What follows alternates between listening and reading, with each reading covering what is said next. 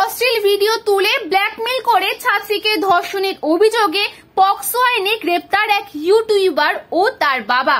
বছর 15 নবম শ্রেণীর ছাত্রীকে নাচ গানের ভিডিও বানানোর নাম করে ছাত্রীকে জোরপূর্বক ধর্ষণ করে এলাকার নাম করে ইউটিউবার বছর 18 যুবক সায়ন মণ্ডল। মাথায় সিঁদুর পরিয়ে দিয়ে বিয়ের প্রতিশ্রুতি দিয়ে ধর্ষণের অভিযোগ ওই ইউটিউবারের বিরুদ্ধে। ইতিমধ্যে হারোয়া থানার পুলিশ পক্সো আইনে তাকে গ্রেপ্তার করেছে। ঘটনাটি উত্তর 24 পরগনার বসিরহাট মহকুমার হারোয়া থানার বাচরা মোহনপুর এলাকার। ওই যুবক নাবালিকাকে একবার অশ্লীল রিলস ভিডিও বানাতে বলে। ওই ভিডিও বানানোর পর সোশ্যাল মিডিয়ায় ভিডিওটি ছেড়ে দেবে বলে বারবার হুমকি দেয়, জোরপূর্বক মাথায় সিঁদুর পরিয়েও দেয়। বিক্ষিপ্ত দিনে সায়নের বাবা বছর 48 অরবিন্দ মণ্ডলও ধর্ষণ করে বলে অভিযোগ। ইতিমধ্যে তাদের গ্রেপ্তার করেছে পুলিশ। আজ ধৃত দুজনকে বসিরহাট মহকুমা আদালতে তোলা হবে।